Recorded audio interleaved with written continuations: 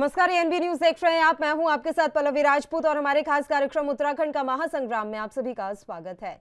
उत्तराखंड में चारधाम यात्रा लगातार जारी है। 16 लाख श्रद्धालु भगवान के दर्शन करके जा चुके हैं और 55,000 प्रतिदिन यात्री उत्तराखंड में पहुंच रहे हैं। वहीं अब चारधाम यात्रा के दौरान सिलसिलेवार मौतों ने चिंता की लकीरें खींच दी हैं और धाकड़ धामी एक बार फिर से एक्शन मोड में नजर आ रही हैं।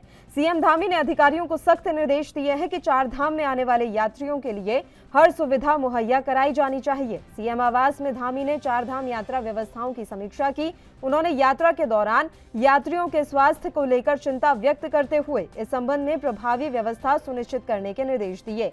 मुख्यमंत्री ने इसके लिए एक्सपर्ट कमेटी गठित किए जाने के भी निर्देश दिए थे, जिसके बाद ये कमेटी गठित हो चुकी है। कमेटी का चेयरमैन प्रोफेसर हेमचंद्रा को बनाया गया है। सीएम ने कहा कि यात्रा के दौरान हो रही मृत्यु के वास्तविक कारणों की भी सही स्थिति जनता के समक्ष रखी जाए, ताकि चारधाम यात्रा पर आने वाले श्रद्धालु आवश्यक एहतियात बरतें। अब देखने वाली बात यह होगी कि चारधाम यात्रा में हो रही मौतों के बारे में एक्सपर्ट कमेटी क्या आकलन करती है और कैसे व्यवस्थाएं बेहतर की जाती हैं। देखिए, चारधाम की अव्यवस्थाओं को लेकर जिस प्रकार के आरोप कांग्रेस लगा रही है, ये कहीं से भी कहीं तक ठीक नहीं है। क्योंकि कांग्रेस शायद जानबूझकर जो आंखें बंद किए हुए है, लेकिन इस प्रदेश और देश की जनता जानती है कि चार धामों में कितने श्रद्धालु आ रहे हैं। आप देखिए, जहां पूरे वर्ष भर जितने श्रद्धालु नहीं आते थे, 11 लाख श्रद्धालु जो है पिछले एक महीने में चार धाम आ चुके हैं। सरकार ने चारधाम यात्रा शुरू होने से पहले भी व्यवस्थाएं की थी, पर चूंकि अत्यधिक श्रद्धालु 1 गुना 2 गुना 3 गुना नहीं 10 गुना ज्यादा श्रद्धालु जो है एक महीने में चारधाम आए, इस कारण जो है थोड़ी परेशानी हुई। लेकिन उसके बावजूद हमारे दो मंत्री वहां पर जो है चारधाम यात्राओं की व्यवस्थाओं के लिए नियुक्त किए गए हैं। पर्यटन मंत्री स्वयं जो है लगातार जा रहे हैं और मुख्यमंत्री जी भी चारधाम यात्रा शुरू होने से पहले गए थे। उसके बावजूद लगातार अधिकारियों के साथ जो है मॉनिटरिंग कर रहे हैं, वहां निगाह बनाई गई है। डॉक्टर्स की टीम पूर्व में भी तैनात की गई थी और वर्तमान में भी उनकी संख्या बढ़ाई गई है। हम चारधाम व्यवस्थाओं को लेकर जो है बहुत सजग हैं और अब बहुत सख्ती भी दिखाने की जरूरत है। हमने सभी यात्रियों से निवेदन किया है कि बिना रजिस्ट्रेशन जो है वो चारधाम यात्रा पर ना आए, ताकि उनको और बाकी और लोगों को असुविधा का सामना न करना पड़े। तो इसलिए आपके लोकप्रिय चैनल के माध्यम से मैं पुनः निवेदन करता हूं कि सब लोग रजिस्ट्रेशन कराकर ही आएं, ताकि आपकी यात्रा भी सुखमय हो। और जितने भी अभी यात्री हैं उन सब की व्यवस्थाओं को लेकर सरकार सजग है। कांग्रेस का काम आरोप लगाना है, विपक्ष में है तो निश्चित तौर पर वो आरोप ही लगाएंगे, लेकिन कम से कम इस तरह के आरोप ना लगाएं कि जनता उनके आरोपों पर हंसे और कांग्रेस की जो है जो बची खुची इज्जत है वो भी मिट्टी में मिले। सीएम साहब ने आदेश दिए हैं कि जो चारधाम यात्रा में मौतें हुई हैं उनके लिए कमेटी गठित की जाएगी कि क्यों मौतें हो रही हैं और क्या कारण है जो मौतें हुई हैं। अच्छी बात है, कोई कमेटी गठित कर दी गई, उसके लिए उसका हमारा कोई विरोध नहीं है। लेकिन भैया रोज़ मौत हो रही है, कल भी मौत हुई है, परसों भी मौत हुई है। कोई दिन ऐसा नहीं जा रहा कि बिना मौत की यात्रा चल रही है। हार्ट अटैक से लोग मर रहे हैं, बिना ऑक्सीजन के लोग मर जा रहे हैं, बिना स्वास्थ्य सेवाओं की उपलब्धता के लोग मर जा रहे हैं। तो आप स्वास्थ्य सेवाओं को ठीक करिए, आप वहाँ पर व्यवस्थाएं ठीक करिए। जो आप पंजीकरण कर रहे हैं उस पंजीकरण के साथ अगर आप मेडिकल चेकअप भी कर लें तो क्या बुराई है। मैं समझता हूँ कि व्यवस्थाएं ठीक नहीं है। जांच कमेटियाँ और ये तमाम चीज़ें ठीक है, जब घटना हो जाए तो उसके बाद जाँच कमेटी ही बैठती है और क्या हो सकता है। जो गया है उसको तो नहीं वापस लाया जा सकता, लेकिन जो भैया आने वाले अभी तो यात्रा चलेगी, जुलाई है, अगस्त है, सितंबर है, अक्टूबर है, नवंबर तक यात्रा चलेगी। तो इतने टाइम यात्रा जब चलेगी तो आप व्यवस्थाएं अगर नहीं सुधारेंगे तो ये मौतों का सिलसिला रुकना चाहिए, हमारी ये मांग। लेकिन निश्चित रूप से मुख्यमंत्री जी का बयान आया है कि उत्तराखंड की जो चारधाम यात्रा में मृत्यु हो रही है उस पर उन्होंने चिंता प्रकट करी।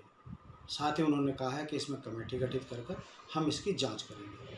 इससे यह साबित होता है कि अभी तक यात्रा की जो व्यवस्थाएं थी वो सही नहीं थी, जिस कारण ये मृत्यु हुई है। मुख्यमंत्री का ये मानना ये बताता है कि पिछला एक जो महीना था वो चुनाव में व्यस्त होने के कारण अव्यवस्थाएं बनी रही। अब कमेटी गठित करना और मीडिया को सही जानकारी देना और बुजुर्गों का यात्रा में अपना स्वास्थ्य का मेडिकल चेकअप कराने के बाद आने के बाद कहना यह बताता है कि भारतीय जनता पार्टी के शासनकाल में जो आस्था के मंदिरों में बुजुर्ग लोग अपनी यात्रा में आते थे, उन पर ये प्रतिबंध लगाने की बात कर रही है। ये चिंता का विषय है। चारधाम यात्रा में बहुतायत बुजुर्ग अन्य प्रांतों के आते हैं। यदि उनको इस तरीके से रोका जाएगा तो सनातन धर्म की आस्था के ऊपर ये बहुत बड़ा कुठाराघात है। हमारी मुख्यमंत्री से निवेदन है कि आप अपनी स्वास्थ्य व्यवस्था ठीक करें और बुजुर्गों को वो सुविधाएं दें जिस सुविधाओं से वो यात्रा का सही लाभ ले सकें। ऐसा नहीं होगा तो ये चिंता। मृत्यु दर पूर्व में यदि देखी जाए तो लोगों की हाई ऑल्टीट्यूड की वजह से एमआई हृदय गति रुकने की वजह से डेथ होती थी, जो बहुत दुर्भाग्यपूर्ण था। इस बार कुछ अधिक संख्या देखी जा रही है और यदि जनरली आप सबको ये जानकारी भी है, जब हम लोगों ने डेटा का एनालिसिस करा तो करीब 60% वो लोग थे जिनको एस्टैब्लिश्ड कोमॉर्बिडिटीज थी, यानी कि उनको पहले से तकलीफ थी जिस वजह से ये कैजुअलिटीज़ हुई। 50 उम्र के अधिक जो लोग थे उनमें ये कैजुअलिटी ज़्यादा देखी जा रही हैं। अनुमानित है 60% जो हमारा डेटा कहता है कि वो लोग थे जो 50 इयर्स प्लस थे। ये क्योंकि अधिक संख्या में हो गया तो सरकार ने एक्सपर्ट कमेटी का गठन किया, जिसमें कि करीब 15-16 विशेषज्ञ डॉक्टर, स्पेशलिस्ट खास करके जो पल्मोनरी से रिलेटेड डॉक्टर्स होते हैं, उन्होंने 2 दिन इस डेटा के साथ बैठे वो लोग और सीएमओस के साथ चर्चा करी कि वास्तव में क्या कारण है कि मृत्यु दर कुछ बढ़ी हुई लग रही है। तो 1.5 गुना तो अधिक, क्योंकि 1.5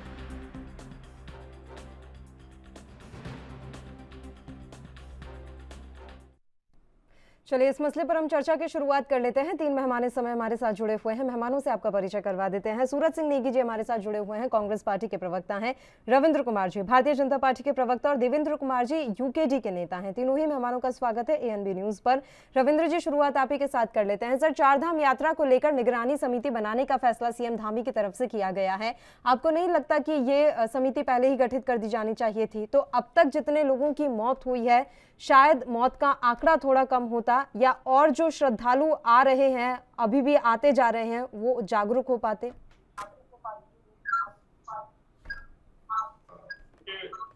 निश्चित रूप से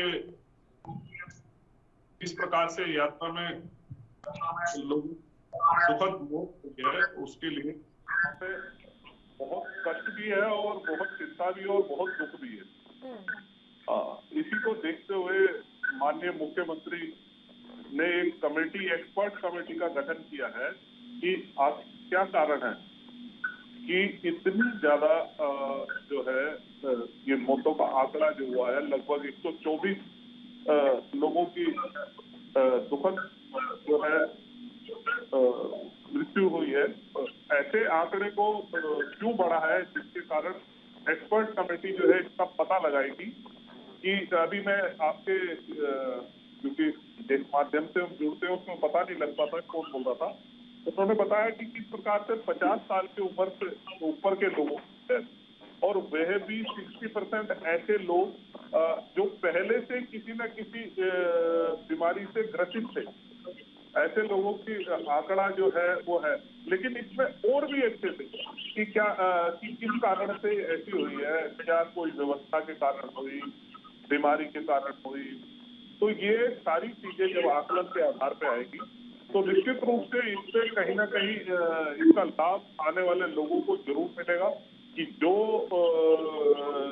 जिस कारण से ये ऐसा हुआ है उस कारण को हम जो है कहीं ना कहीं दूर कर सके और उससे जिससे कि लोगों की आने की संख्या जो है, क्योंकि यात्रा में इस बार जो है लगभग कई गुना ज्यादा जो वृद्धि हुई है, लगभग 11-12 लाख एक महीने में लोगों ने अभी तक 4 धामों में यात्रा कर ली है।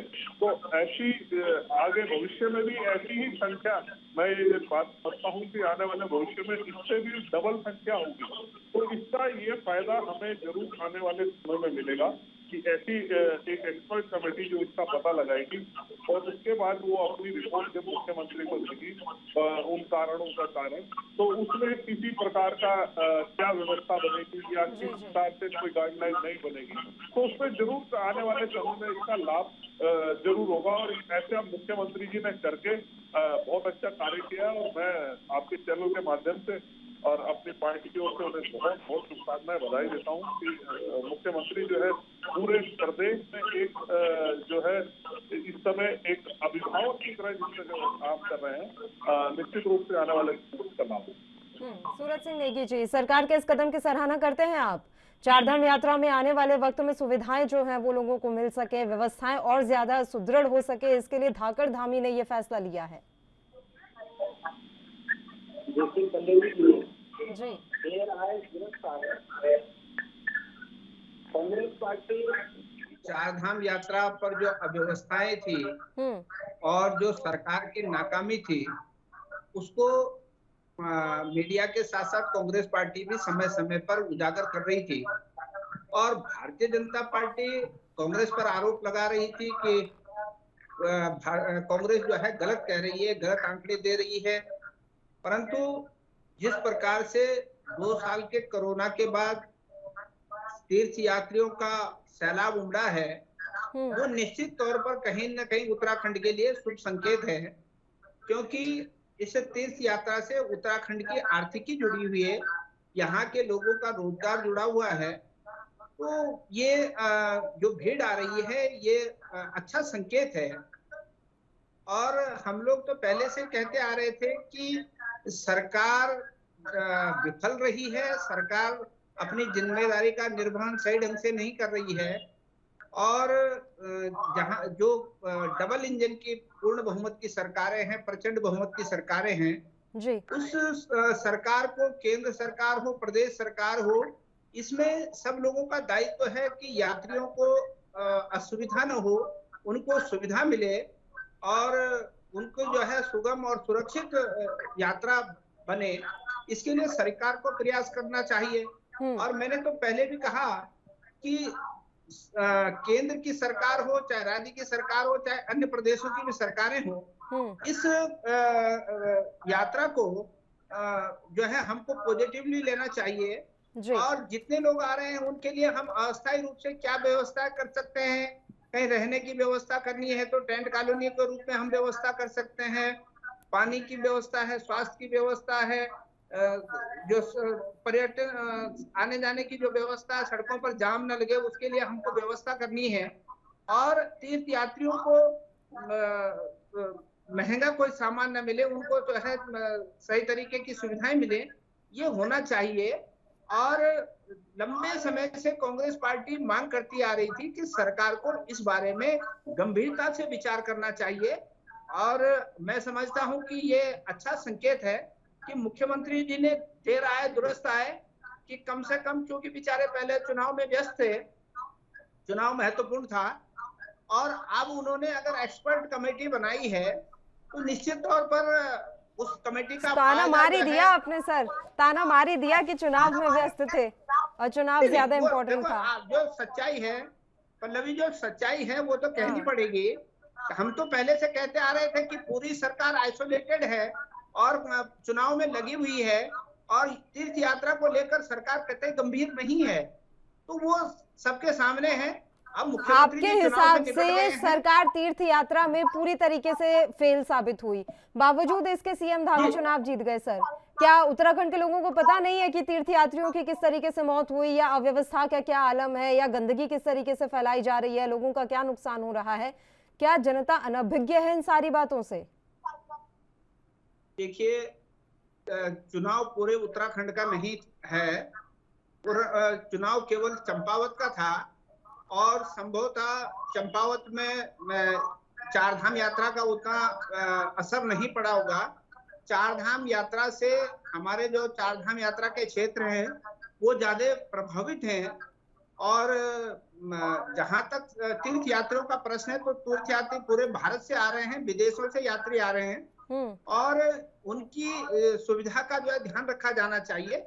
और इस समय चाहे प्रदेश की सरकार हो चाहे केंद्र की सरकार हो, आपके पास जितने मानव संसाधन हैं, जितने भी आपके पास संसाधन हैं, उन संसाधनों का उपयोग करते हुए, क्योंकि 2 साल बहुत त्रासदी लोगों ने झेली है और तीर्थ यात्रा पर नहीं आ पाए हैं, और ये खुशी का अवसर है कि 2 साल बाद लोगों को तीर्थ यात्रा करने का अवसर मिला है।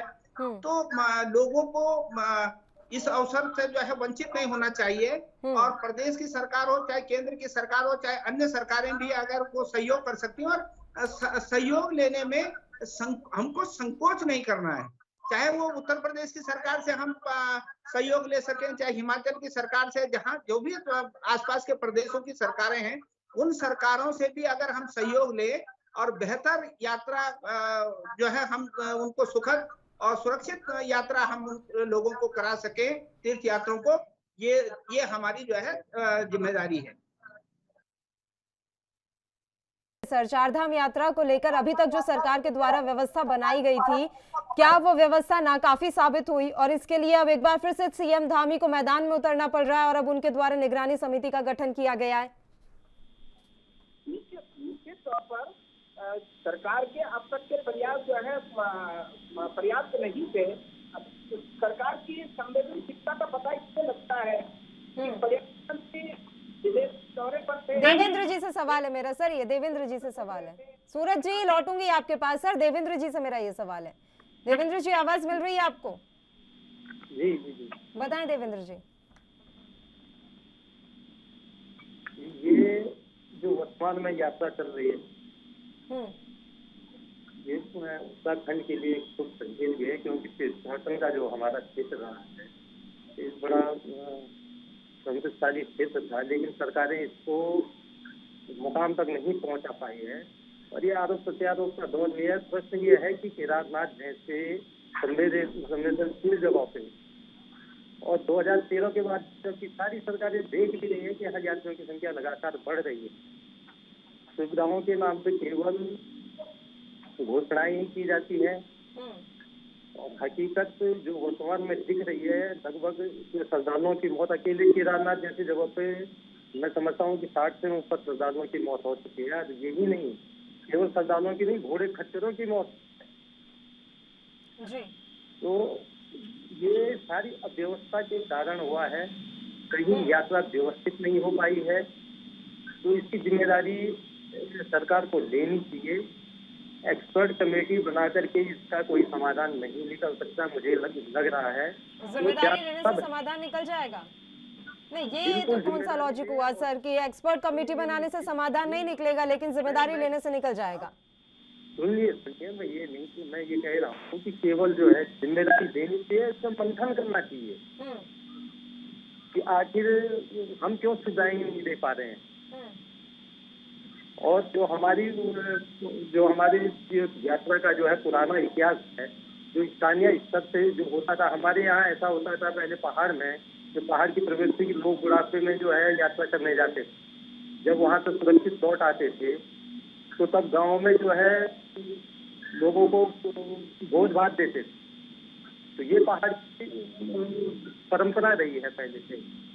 कुल मिला के ये था, ये दुर्गम क्षेत्र था, यहाँ पे यात्री जो जाता वो उसका कैसे मेडिकल कैसे फिटनेस है उसकी, तो ये सारी चीज़ों को जांच वर्तमान में अगर सरकार दावे करे कि हम सुविधाएं दे रहे हैं तो मेडिकल चेकअप प्रॉपर होना चाहिए था। किस उम्र के लोग वहाँ पे जा रहे हैं, कितना वहाँ पे भीड़ होनी चाहिए, ये सारी व्यवस्थित ढंग से अगर यात्राएं संचालित होती तो मैं समझता हूँ कि ऐसी नौबतें नहीं आती। आज आप गौरीकुंड में चले जाए, सोनप्रयाग में चले जाए, पार्किंग जहाँ है वहाँ यात्रियों के लिए बिस्तर लगे हुए हैं, तो इतनी भीड़ एक जगह पे इकट्ठे होगी। केदारनाथ यात्रा मार्ग पे आप लगातार देख रहे हैं कि घोड़े खच्चरों की इतनी संख्या हो गई कि यात्रियों के खड़े होने की जगह नहीं मिल पा रही है। तो ये तमाम चीजें हैं। मैं ये नहीं कह रहा एक्सपर्ट कमेटी बनाई ठीक बनाई है, लेकिन ये बनाने तक सीमित रहे, बस इतना ये बिक्री ना हो क्योंकि यात्रा कि अगर समिति बनाई है तो वो समिति काम तो करे, काम करे और इसके भविष्य में रिजल्ट अच्छे आए जी।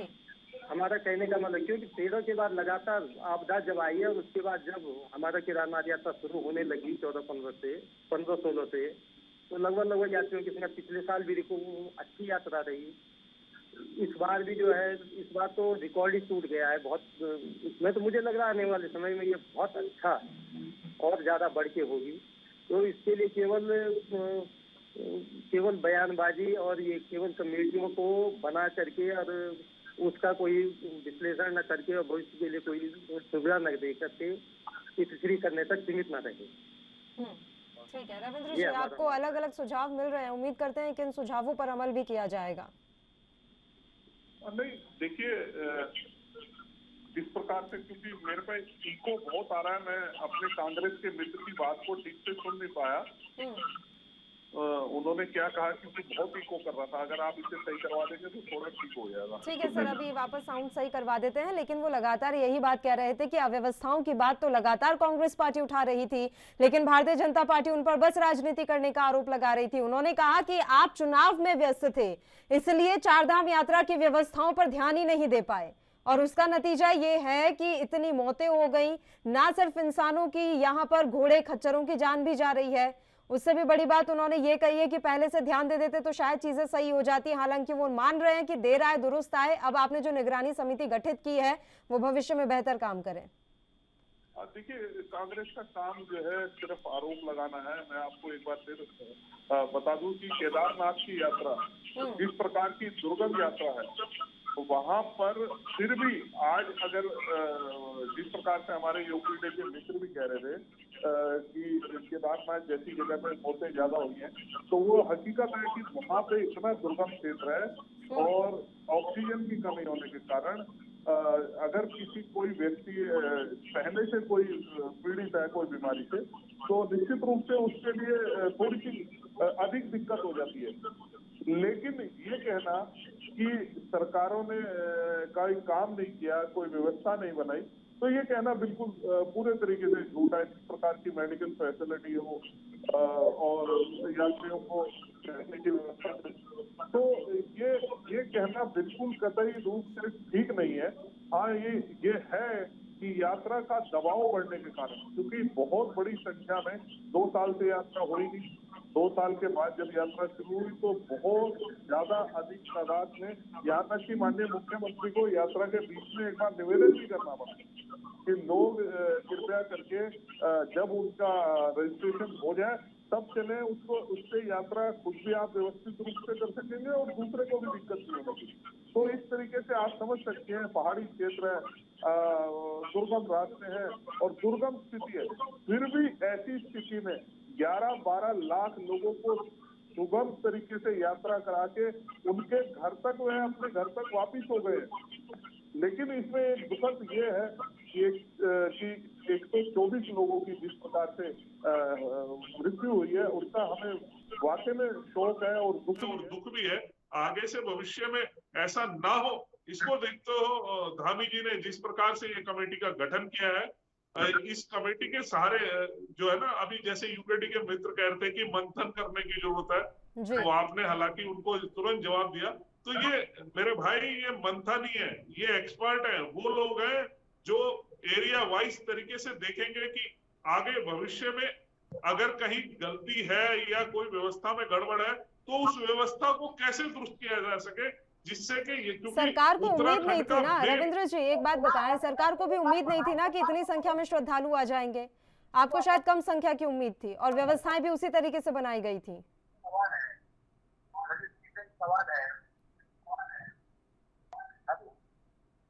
देखिए, जिस प्रकार से आपने कहा कि बिल्कुल सही है कि उम्मीद से ज्यादा लोगों का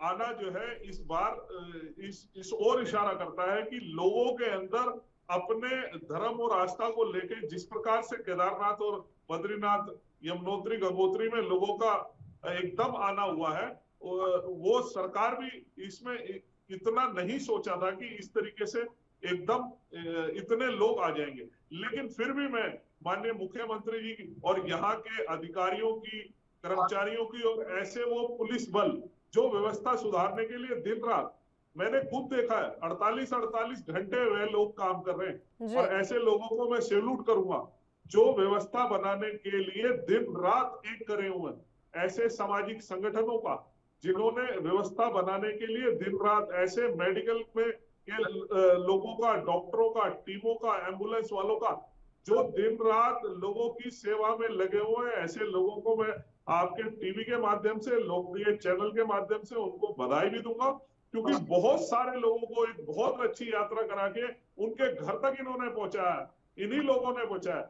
लेकिन कुछ हमारे विपक्ष के मित्र जो है लगातार नेगेटिव नैरेटिव फैला के जो है इस प्रदेश को एक तरफ बदनाम भी करना चाहते हैं, और दूसरी बात हमारा पर्यटन तीर्थाटन जो ये क्षेत्र है कहीं ना कहीं हमारे व्यवसाय से भी और आर्थिक उससे भी बहुत बड़ा हमारा को इससे फायदा होता है, उसको कहीं ना कहीं ऐसी बातें करके जिससे कि इस प्रदेश की छवि खराब हो उसे नुकसान होगा। अगर व्यवस्था में कोई कमी है या कोई दिक्कत है तो आप इसको उचित मंच पे उचित जगह पे अपना दे सकते हैं समाधान की, लेकिन किसी तरीके से बदनाम करने से इससे होगा क्या? बदनाम कि इस कौन कर प्रदेश रहा का है सर? नुकसान हो। नहीं, चारधाम यात्रा को तो कोई बदनाम कर ही नहीं रहा है ना रविंद्र जी, बस व्यवस्थाओं के ऊपर सवाल खड़े हो रहे हैं।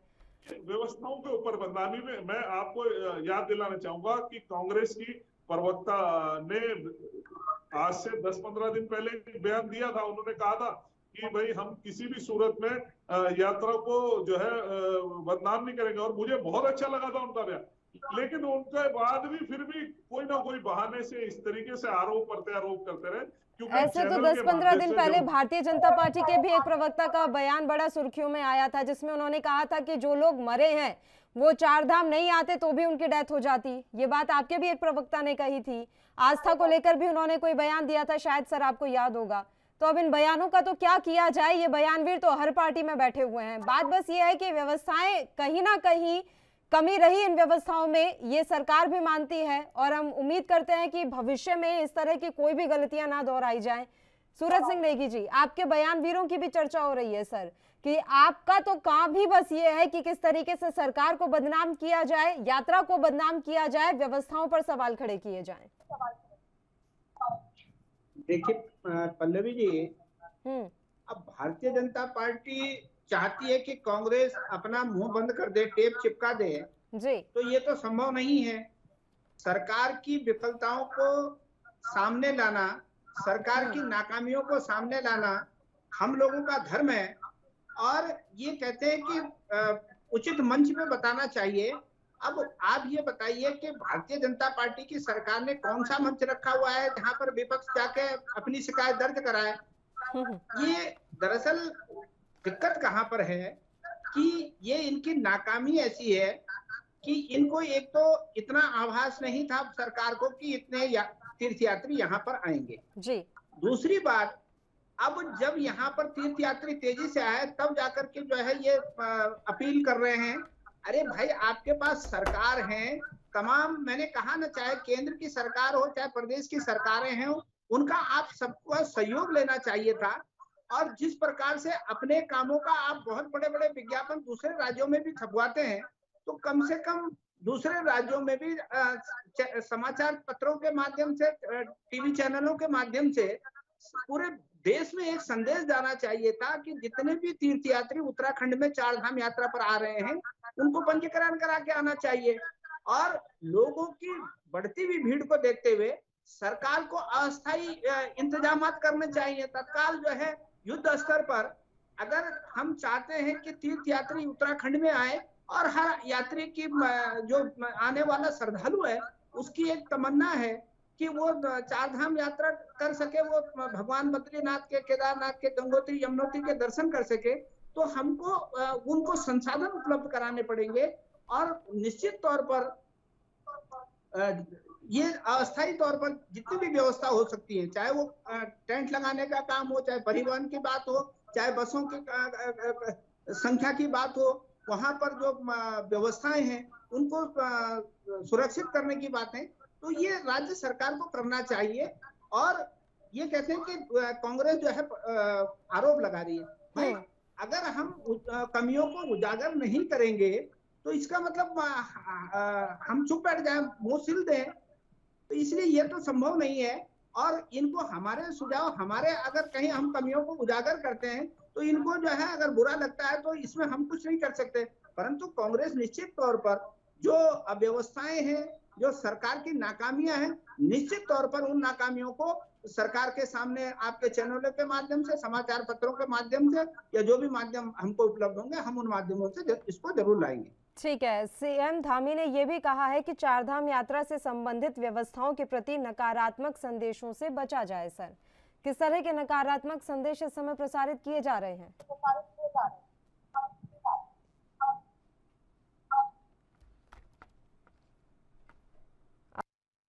तो सूरज जी जी बताएं। सूरज जी, सीएम धामी कह रहे हैं कि चार धाम यात्रा से संबंधित व्यवस्थाओं के प्रति नकारात्मक संदेशों से बचें, अपील कर रहे हैं वो लोगों से। तो मैं जान सकती हूँ कि किस तरह के नकारात्मक संदेशों की बात कर रहे हैं सीएम धामी, और कौन फैला रहा है ये नकारात्मक संदेश?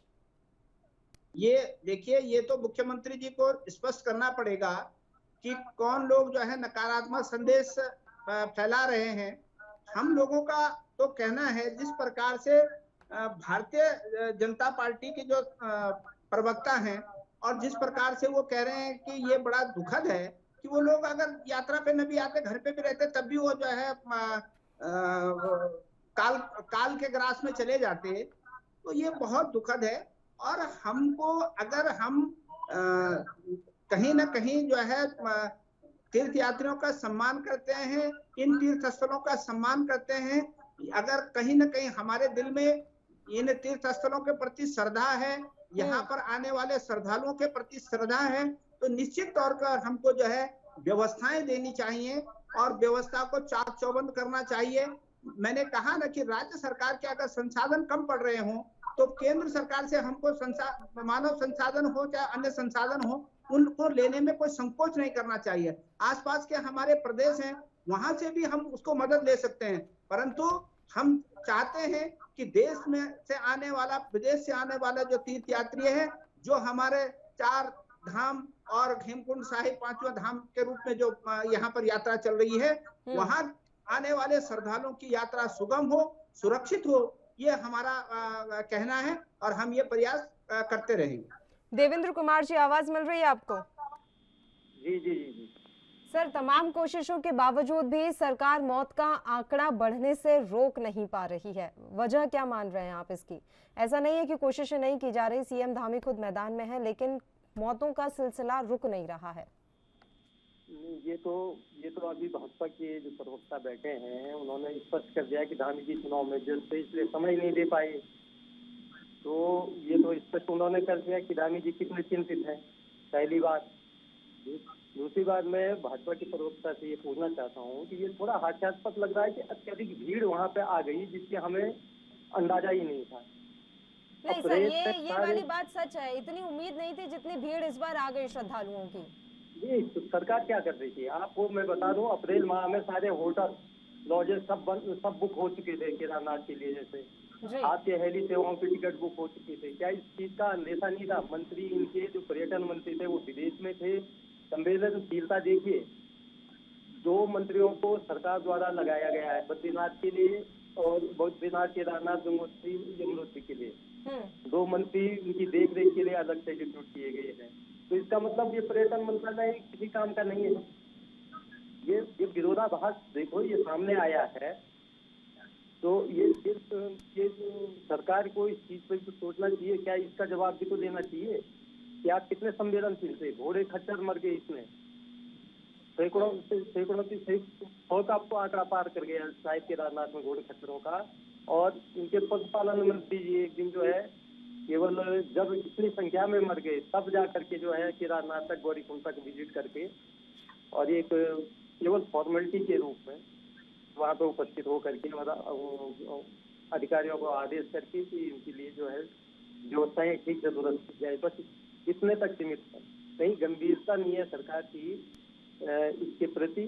और ठीक है, ये हम समझ रहे हैं कि हम सबकी मिल करके जिम्मेदारी है, क्योंकि ये हमारी आजीविका भी स्रोत है।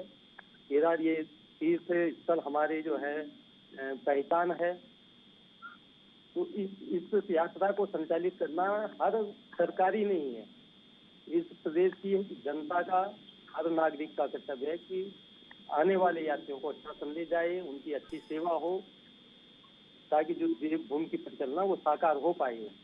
तो ये हास्यास्पद बयानों से मुझे लग रहा है कि जो भाजपा के लोगों को भी बचना चाहिए, थोड़ा सरकार को इससे गंभीरता लेना चाहिए। ठीक है रविंद्र जी, स्वास्थ्य व्यवस्थाओं की भी पोल खोलकर रख दी इस बार चारधाम यात्रा ने। 2 कोविड पॉजिटिव मरीजों की मौत जो सामने आई थी, अभी तक समझ में नहीं आ रहा है कि उनकी रिपोर्ट किसने बनाई और कैसे बना दी रिपोर्ट, उसमें कोविड पॉजिटिव लिखा क्यों नहीं गया था? हाँ देखिए, निश्चित रूप से ये भी एक पहलू है कि जब किसी तरीके की एक ज्यादा लोगों की तादाद आती है तो उसमें ऐसी चीजें भी उजागर होने लगती हैं। और निश्चित रूप से आप इसे समझे कि सरकार ने इसके ऊपर बिल्कुल संज्ञान लिया हुआ है कि ऐसा क्यों हुआ, कि ऐसे लोग जो वाकई में जिनको तकलीफ थी या दिक्कत में थे उनको कैसे क्लियरेंस मिली। तो इस विषय पे भी गंभीरता से, क्योंकि मैं फिर आपको एक बार ये कहूंगा कि ये हकीकत है कि व्यवस्था सरकार पूरे तरीके से दम लगा के इस पे लगी हुई है कि लोगों का जिस प्रकार से आंकड़ा बढ़ा है ना पल्लवी जी, आप समझ नहीं सकते कि किस तरीके से। मैंने अखबार के माध्यम से भी देखा था एक दिन, और एक टीवी चैनल ने भी उसको दिखाया था कि किस प्रकार से केदारनाथ के रास्ते पे लाइन से गाड़ियां लगी हुई हैं, इतने लोग। और इस प्रकार से उनको जो व्यवस्था बनाने वाले लोग थे उनके लिए भी एक एकदम चुनौती हो गई कि इतने सारे, क्योंकि ये सारी स्थिति पहाड़ों के रास्ते की है। कहीं रास्ते में कोई ऐसी जगह नहीं है जहां इन्हें स्टॉप करा के कहीं लगाया जा सके। तो फिर भी लेकिन सरकार की मैं इस बात में तारीफ करूंगा कि इतने लोगों को सही तरीके से यात्रा करा देना, ये एक बहुत बड़ा जो है एक मतलब आप ये समझे कि एक बहुत बड़ी उपलब्धि है इतनी बड़ी संख्या में। क्योंकि जब ये यात्रा समापन होगी और इसके बाद इसके बारे में सारे आकलन आएंगे तो निश्चित रूप से आप देखेंगे कि कई सारे चैनलों पे इसका आकलन जरूर होगा कि इतने लाख लोगों ने इतनी सुगम तरीके से यात्रा करी। लेकिन इसमें एक दुखद पहलू ये जरूर इसमें जुड़ा रहेगा कि कुछ ऐसे लोगों की जो अस्वस्थ थे और यात्रा के लिए आ गए और उनकी दुखद मृत्यु हो गई। ये एक दुखद पहलू जरूर इसमें रहेगा। लेकिन मैं ये मानता हूँ कि इस यात्रा में अव्यवस्थाओं का आलम हमने सर कुंभ के मेले के समय में भी देखा था। जब कुंभ का मेला आप लोगों के द्वारा आयोजित करवाया गया तो वहां पर भी इसी तरीके की अव्यवस्थाएं देखने को मिली, और तो और इतना बड़ा टेस्टिंग घोटाला भी हो गया। तो संभल नहीं रहा है या फिर एक साथ आप लोगों को वाकई में अंदाजा नहीं होता है कि इतनी भीड़ आ जाएगी? कुंभ के समय में भी आपको अंदाजा नहीं था, अब आपको इस समय में भी अंदाजा नहीं था। जब अंदाजा नहीं होता है तो फिर आप किस तरीके से आयोजन कर लेते हैं सर? देखिए, कुंभ के उसमें इतनी बढ़िया व्यवस्था थी, सारे लोग सही तरीके से यात्रा पूरी अपनी कर सके। कुछ व्यवस्थाएं ट्रैफिक को लेके थी क्योंकि उस समय कुछ एक फ्लाईओवर बन रहे थे जो थोड़े से आधे अधूरे रह गए थे। नहीं तो मैं नहीं समझता, यात्रा तो पूरे कुंभ के समय में, क्योंकि हम देहरादून के रहने वाले हैं तो हमें तो रोज देखने को मिला, ऐसी कोई व्यवस्था नहीं थी कि कहीं कोई बहुत बड़ी कोई घटना हो गई हो, कोई दुर्घटना हो गई हो या कोई ऐसी व्यवस्था हो गई हो। तो ऐसा कुछ नहीं था। भीड़ अत्यधिक थी लेकिन उसको व्यवस्थित तरीके से उनके घर तक, उनके सही गंतव्य तक पहुंचा दिया गया। तो ऐसा कोई बड़ा इशू कुंभ का तो मुझे नहीं लगता कि कोई इसमें जोड़ना ठीक रहेगा। घोटाला हो गया था ना आपके कार्यकाल में, तो आप तो चाहेंगे कि वो पार्ट डिलीट हो जाए हमेशा के लिए। उतना भाग आप बताएंगे क्यों लोगों को कि किस तरीके से घोटाला हो गया वहां पर, टेस्टिंग का घोटाला?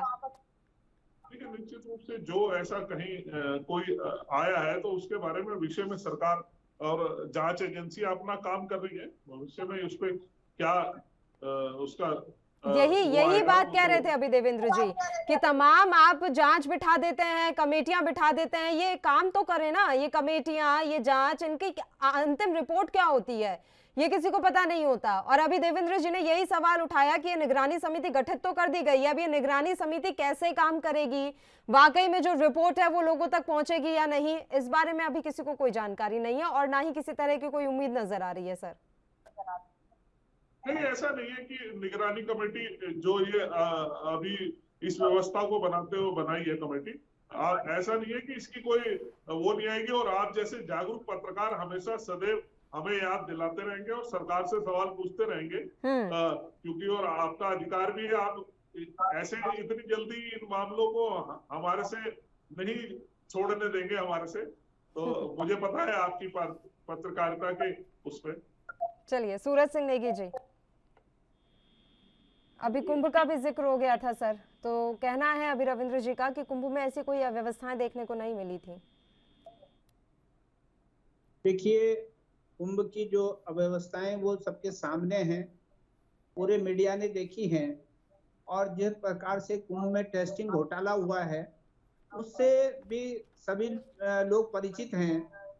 और जहां तक केदारनाथ यात्रा का प्रश्न है या चारधाम यात्रा का प्रश्न है, तो ये अभी आप देखिए कि देश के प्रधानमंत्री जी केदारनाथ आते हुए नहीं थकते हैं। पुनर्निर्माण का काम इतने सालों से चल रहा है, फिर भी वहां पर इतनी मौतें हो रही हैं, इतने खच्चर मर रहे हैं, तमाम जो है दुर्घटनाएं हो रही हैं। तो अब ये दिखाता है कि हम कितने संवेदनशील हैं और यात्रा को सुगम और सुरक्षित बनाने के लिए हमने क्या क्या काम किए हैं, ये दर्शाता है। और जहां तक घोटालों का प्रश्न है और निगरानी समिति का प्रश्न है, तो अब निगरानी समिति कितने जल्दी गठित होती है, कितना जाकर वो तैयारियां फौरी तौर पर तैयारी करती हैं, क्योंकि अगर हम कहें तो कहते हैं भारतीय जनता पार्टी वाले कहते हैं कांग्रेस तो नकारात्मक बात करती है। हम ये कह रहे थे कि सरकार को अंदेशा नहीं था कि कितने यात्री आएंगे, इनको हमेशा आकलन नहीं होता, इनके पास कोई एजेंसियां नहीं है इस प्रकार की जो ये बता सके इनको, क्योंकि चाहे ट्रेनों के टिकट की बातें हों, चाहे यहाँ पर ऑनलाइन जो बुकिंगें हैं उनकी जो बातें हैं, वो इनके पास कोई आंकड़ा नहीं रहता, उनके पास कोई तंत्र नहीं है इस प्रकार का सरकार के पास। अगर सरकार के पास इस प्रकार का तंत्र नहीं है तो निश्चित तौर पे ये सरकार का फेल्योर है। और जब ये निगरानी कमेटी है, अब निगरानी कमेटी 1 महीना यात्रा को लगभग शुरू हुए हो गया है और अभी तक 1 महीने बाद निगरानी समिति बन रही है। मैं तो कह रहा हूं ना कि सरकार अगर समय रहते जाग जाती तो निश्चित तौर पर अब तक निगरानी समिति जो है कुछ अपने सुझाव देती, सरकार कुछ उन सुझावों पे अमल करती। तो इस तौर पर देरी हुई है। और अब जिस प्रकार से सरकार की कमेटियां बनती हैं, निगरानी समितियां बनती हैं, पलायन आयोग बनता है, दूसरे आयोग बनते हैं, तीसरे आयोग बनते हैं, कहीं ये निगरानी समिति का हश्र भी ऐसा ही न हो जाए, तो ये देखने वाली बात है। अब समय बताएगा कि निगरानी समिति क्या क्या देखती है, क्या क्या अध्ययन करती है और सरकार को क्या क्या सुझाव देती है, और सरकार श्रद्धालुओं की जिस तरीके से संख्या बढ़ी सूरज जी, उसके बाद उत्तराखंड शासन ने नियमों में ढील दी, और क्या उसी का नतीजा ये हुआ कि फिर हुजूम और भी ज्यादा उमड़ पड़ा और उसके बाद ये यात्रा जानलेवा साबित होने लगी? मैं वही कह रहा हूं कि सरकार को अंदेशा नहीं था, तमाम अव्यवस्थाएं थी। और मैंने पहले भी एक बार चैनल पे कहा था कि सरकार को तमाम जो हमारे पूरे देश में लोगों तक मैसेज पहुंचाना चाहिए, चाहे वो समाचार पत्र हो, चाहे इलेक्ट्रॉनिक मीडिया हो, उसके माध्यम से प्रचार प्रसार किया जाना चाहिए कि निश्चित तौर पर हमारा जो यात्रा क्षेत्र है, पर्वतीय क्षेत्र है, यहाँ की विषम भौगोलिक परिस्थितियां, संसाधन ऐसे नहीं है कि जो हम लोगों को इतना एक साथ बहुत बड़ी भीड़ को वहां पर ले जा सकते हो। तो इसके लिए हमको एक तरफ तो वैकल्पिक संसाधन जो है वहां पर जुटाए जाने चाहिए थे, और दूसरी तरफ जनता को जागरूक करने के लिए लोगों को, श्रद्धालुओं को सूचना पहुंचाना, सूचना तंत्र विकसित करना भी हमारी जिम्मेदारी है। और जिन लोगों के यात्रा काल में जिन्होंने रजिस्ट्रेशन करा रखे हैं, जिन्होंने ट्रेन के टिकट बुक करा रखे हैं, दूसरे जो बुकिंग करा रखी है, उनके बारे में भी कुछ ऐसा पैकेज बनाया जाना चाहिए था जिससे तीर्थ यात्रियों को नुकसान न हो। अब ये तीर्थ यात्रा के लिए लोग कई महीने पहले से जो है ट्रेन का टिकट बुक कराते हैं, दूसरे होटल्स को बुक कराते हैं, दूसरी एजेंसियों से बुकिंग कराते हैं। तो ये सारी दिक्कतें हैं, और अगर सरकार समय रहते जो है इस चीज का प्रचार प्रसार करती तो निश्चित तौर पर यात्रियों को जो है ये असुविधा से बचाया जा सकता था। देवेंद्र जी, क्या सरकार व्यवस्थाओं से विमुख हो गई थी चंपावत उपचुनाव के कारण? क्या सरकार वाकई में उपचुनाव में इतना व्यस्त हो गई थी कि चार धाम पर ध्यान नहीं दे पाई? देवेंद्र जी मेरे से पूछें। देवेंद्र जी से सवाल है सर मेरा। ये आवाज मिल रही है कुमार साहब आपको?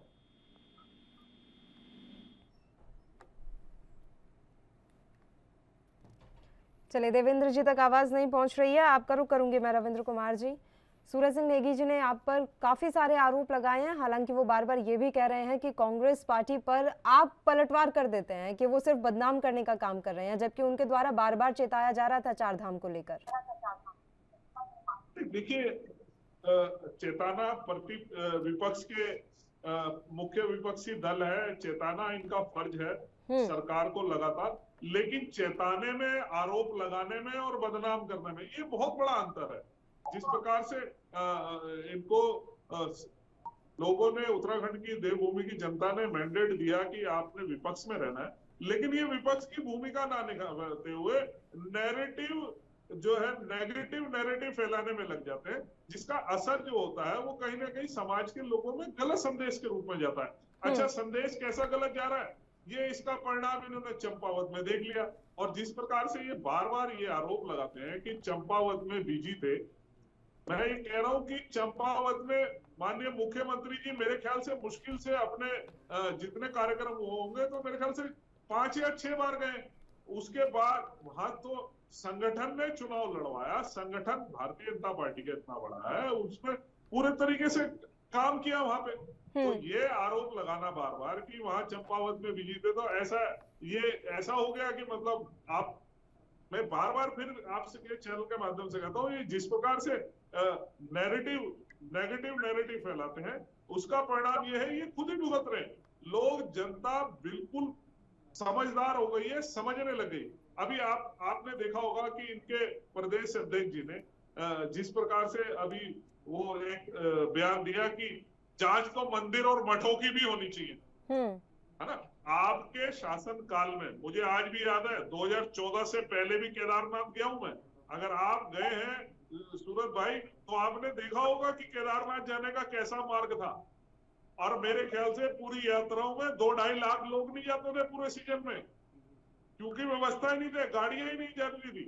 और मैं 2014 के बाद भी यात्रा में गया हूँ, 2019 में। मैं 2019 में गया तो, और पैदल यात्रा करी है। 2014 से पहले भी पैदल यात्रा करी, 2014 के बाद भी पैदल यात्रा करी। तो आप व्यवस्थित तरीके से, आप जो बार बार एक आरोप लगा रहे हैं कि किसी प्रकार का केदारनाथ में काम नहीं है, किसी प्रकार का, आज हेली सेवा भी यही इसी सरकार के आने के बाद दी गई है। आप इसे ये ना कहें कि कुछ नहीं हुआ, आप रास्ते देखें उसके जाने के, केदारनाथ की व्यवस्था देखिए।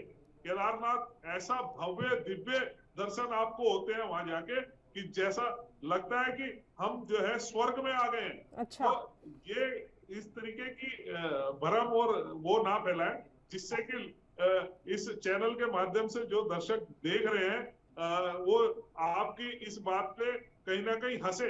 जो लोग दर्शन करके आए हैं ना इतनी बड़ी तादाद में, वो आपकी इन बातों पर हंसेंगे कि आप जिस प्रकार से कह रहे हैं कि कुछ नहीं है वहां पे, वहां कोई व्यवस्था नहीं है, तो वो आपकी बात पे हंसेंगे। कम से कम ऐसी बात कहें, कोई ऐसा सुझाव दे, कोई ऐसा पॉजिटिव आपके पास कोई रास्ता है जिससे व्यवस्था और दृढ़ हो सके, तो बहुत अच्छा लगेगा।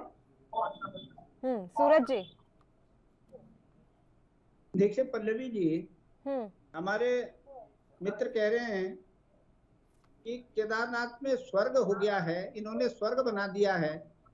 और क्या ये कहना चाह रहे हैं कि लोग स्वर्ग से अपने घर में जाना चाहते, स्वर्ग में रहना चाह रहे हैं। तो जिस प्रकार से व्यवस्थाएं होनी चाहिए, और ये कह रहे हैं कि मुख्यमंत्री चंपावत में 2-4 बार ही गए हैं, तो हमारा कहना ये है कि कितने दिन मुख्यमंत्री जी वहां पर कैंप किए, कितने दिन मुख्यमंत्री जी ने जाकर के दौरा किया। अरे हवाई सर्वेक्षण ही कर लेते, कम से कम यात्राओं का, वहां पर जाकर के धरातल पे जो सच्चाई है उसको जान लेते। और 1 महीने पहले अगर इन कमेटियों को बना देते, 1 महीने से अगर प्रयास करते, तो निश्चित तौर पर यात्रा का जो स्वरूप है वो कुछ और होता, और लोगों को जो सुविधाएं मिल रही हैं, जो असुविधाएं हो रही हैं, उससे लोग जो है 2-4 में होते। तो अब इनको मैंने अभी इतने सुझाव दिए, इन सुझावों पर ये कहीं कोई बात नहीं कर रहे हैं और न करेंगे। ये केवल और केवल जो है, मतलब हम लोग जो सुझाव देते हैं, ये इनको पता नहीं क्या तीर की तरह चुभते हैं। अगर ये जनता के सुझाव को, विपक्ष के सुझाव को अगर सम्मिलित करें और अपनी कार्य प्रणाली को सुधारें, तो निश्चित तौर पर जो आने वाले श्रद्धालु हैं उनको जो है सुगम और सुरक्षित यात्रा उनकी हो सके, उनके परिवार वो लोग इनको दुआएं देंगे और उत्तराखंड का जो आर्थिकी है वो सबल होगी। उत्तराखंड के लोगों को, क्योंकि हमको तीर्थाटन के माध्यम से, पर्यटन के माध्यम से रोजगार के अवसर भी उपलब्ध होते हैं, तो इसीलिए हम लोगों के यहाँ अतिथि देवो भव की जो हमारी संस्कृति है उसके तहत हम उन लोगों को आतिथ्य सत्कार दे सके, उनकी परेशानियों को कम कर सकें, तो ये हमारा प्रयास होना चाहिए। और सरकार को निश्चित तौर पर, मैंने पहले भी जैसे कहा, अगर इन्होंने सुना ना हो, इनके समझ में ना आया हो, तो मैं जिस प्रकार से कह रहा हूं कि हमको चाहे मानव संसाधनों की आवश्यकता हो, चाहे हमको केंद्र से जो है सहायता लेने की आवश्यकता पड़े, नजदीकी हमको प्रदेशों से आवश्यकता लेने की आवश्यकता पड़े, सहयोग लेने की, तो हमको सहयोग लेना चाहिए। और विपक्ष का भी अगर सहयोग की जरूरत है तो उनका भी सहयोग लेना चाहिए, परंतु कुल मिलाकर के हमको सुगम और सुरक्षित यात्रा जो है तीर्थ यात्रियों को उपलब्ध करानी चाहिए। रविंद्र जी, सहयोग लेने से गुरेज नहीं करना चाहिए, और विपक्ष के सुझाव आपको तीर की तरह क्यों लगते हैं? देखिए, बिल्कुल निश्चित रूप से सहयोग इनको देना भी चाहिए, ये इनका अधिकार भी है, क्योंकि ये विपक्षी दल है इस प्रदेश में। लेकिन सुझाव और इनके जो तीर लगने की बात कह रहे हैं, ये तीर जो है इनके जो शब्दकोशों से निकलते हैं ना, इस उत्तराखंड की देवभूमि स्थलों के लिए, उनके लिए जो ये प्रचार करते हैं, जिस प्रकार से नेगेटिव प्रचार करते हैं, वो वाकई में तीर की तरह चुभते हैं। मैं एक सनातनी हिंदू होने के नाते मुझे बहुत गहरा आघात और चोट लगती है जब कोई कांग्रेसी नेता या विपक्ष का नेता आस्था पे चोट मारते हुए उसको इस तरीके से लपेट के करता है कि जिससे कि उसका नुकसान लोगों को आस्था के रूप में होता है। आप किस प्रकार से बात करते हैं? आपके पीछे के बयान आपके कांग्रेस के लोगों ने, मौतों का आंकड़ा बढ़ गया, मौतें हो गई, वहां पे व्यवस्था कोई नहीं है, वहां लोग मर रहे हैं। अरे भाई, कैसी बात कर रहे हैं आप किस तरीके का भ्रम फैला रहे हैं? आप किस प्रकार से आस्था की बात कर रहे हैं? आपको मैं एक बात दिलाऊं, मेरे क्षेत्र में, जिस जगह मैं रहता हूं, मेरे पड़ोस में एक 4 धाम की यात्रा करके है बुजुर्ग दंपत्ति, और मैंने जाने से पहले वो मेरे से पूछने लगे, ये भाजपा का कार्यकर्ता होने के नाते, कि बेटा हम जा रहे हैं, कोई व्यवस्था? मैंने कहा देखो, आप जाओ, आपकी यात्रा मंगलमय होगी, लेकिन थोड़ा सा संभल के जाओ, बुजुर्ग लोग हैं ना। तो उनका कहना यह था कि नहीं, हमें तो जाना है। और आने के बाद जिस प्रकार से उन्होंने इसकी तारीफ करी है, ठीक है, दिक्कत है, मैं ये कहता हूँ कि सब कुछ सुगम नहीं है, दिक्कत है, बहुत सारी दिक्कत है। क्योंकि जब हम घर से निकलते हैं किसी भी, उससे आराम सिर्फ घर में मिलता है। दिक्कतें आप बिल्कुल अच्छी, यहाँ से दिल्ली वोल्वो बस में भी बैठ के जाएंगे ना आराम से, उसमें भी कहीं ना कहीं थोड़ी। चलिए सर, फिर भी हम तो उम्मीद करते हैं कि आने वाले समय के लिए चारधाम यात्रा में व्यवस्थाएं आप पूरी तरीके से दुरुस्त रखें, ताकि इस तरह के मौतों का जो आंकड़ा बढ़ता जा रहा है वो थम जाए। फिलहाल आप दोनों ही मेहमानों का शुक्रिया, चर्चा करने के लिए आप हमारे साथ जुड़े। और इसी के साथ उत्तराखंड का महासंग्राम में भी इतना ही। मुझे दीजिए इजाजत। देश और प्रदेश की तमाम ताजा खबरों के लिए आप देखते रहिए ANP न्यूज। नमस्कार।